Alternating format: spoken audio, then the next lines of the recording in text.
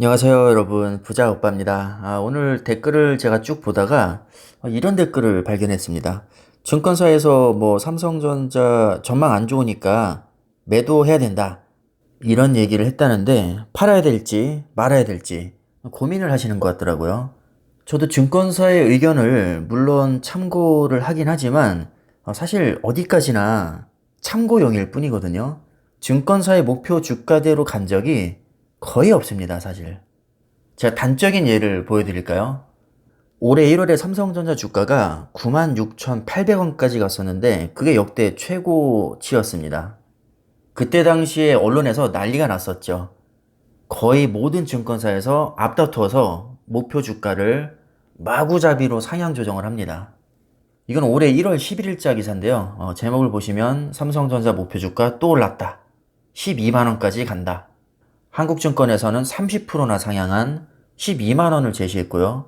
미래에셋대우에서는 11만 3천원, NH투자증권에서는 11만원을 제시했습니다. 날짜를 잘 보세요. 1월 11일입니다. 자, 이건 삼성전자 차트인데요. 기사가 났던 1월 11일을 보시면 96,800원으로 역대 최고가를 달성했습니다.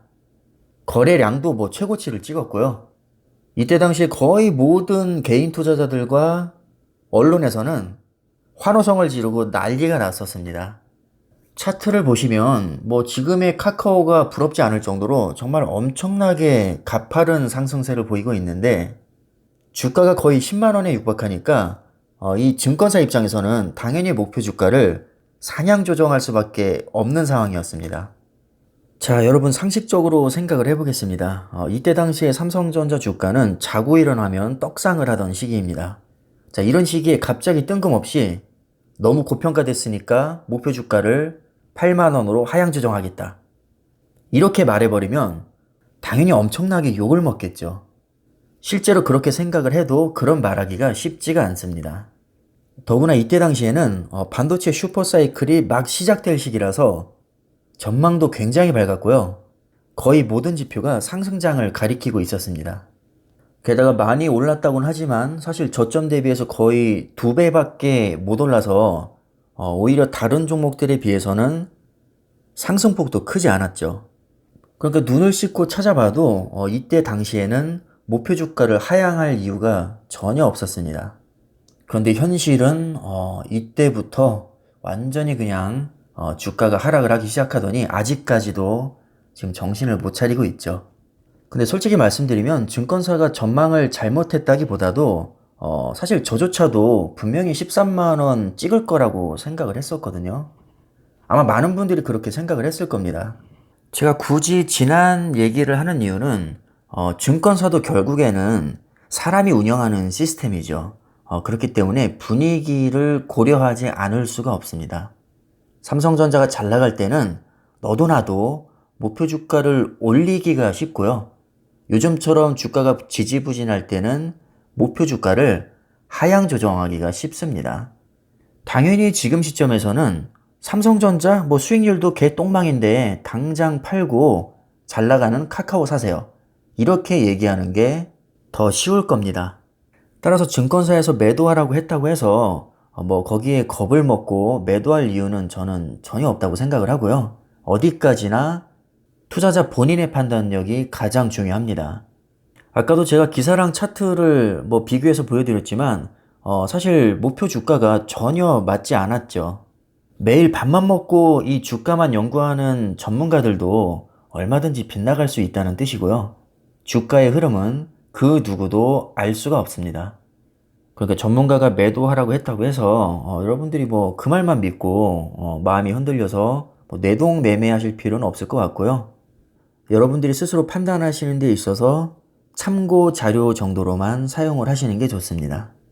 그리고 증권사도 사실 이익을 추구하는 집단이기 때문에 최대한 많은 사람들이 주식을 사고 팔아야 본인한테 돈이 됩니다. 그래서 하락장에서는 잔뜩 겁을 줘서 팔게 하고 상승장에서는 막 추켜 세우면서 펀드를 판매를 하죠. 증권사에서는 장기 투자자를 가장 싫어합니다. 왜냐하면 돈이 안 되거든요. 호재와 악재에 최대한 민감하게 반응해서 자꾸 주식을 사고 팔아야 본인들이 돈을 벌 수 있는데, 뭐 주가가 떨어지든 말든 그냥 나는 꾸준히 장기 투자하겠다, 이렇게 쥐고만 있으면 밥줄이 끊겨버리기 때문에, 특히나 요즘 같은 횡보장이나 하락장에서는 겁을 잔뜩 줘서 주식을 팔게끔 분위기를 유도하는 경향이 사실 있긴 하죠. 저는 개인 투자자이면서 또 장기 투자자의 성향이 굉장히 짙기 때문에 뭐 요즘에 잘 나가고 있는 카카오든 네이버든 아니면 뭐 삼성전자든 다 마찬가지입니다. 기본적으로 좋은 주식은 자주 사고 팔면서 시세 차익을 얻기보다는 먼 훗날 터질 더 큰 한방을 위해서 꾸준히 수량을 모으자. 이게 저의 개인적인 투자 성향입니다. 그러니까 애초에 단기 트레이딩을 목적으로 종목 매수 자체를 하지 않고, 그렇기 때문에 하락장에서 손절도 하지 않는 것입니다. 애초에 손절할 만한 종목에는 들어가질 않으니까요. 그러니까 제 관점에서 봤을 때는 오히려 주가가 빠질 때가 더 좋은 매수 기회가 될 수 있는 것이고요. 주가가 오르는 게 사실 장기적으로 봤을 때는 그렇게 막 엄청 좋아할 만한 일도 아닙니다.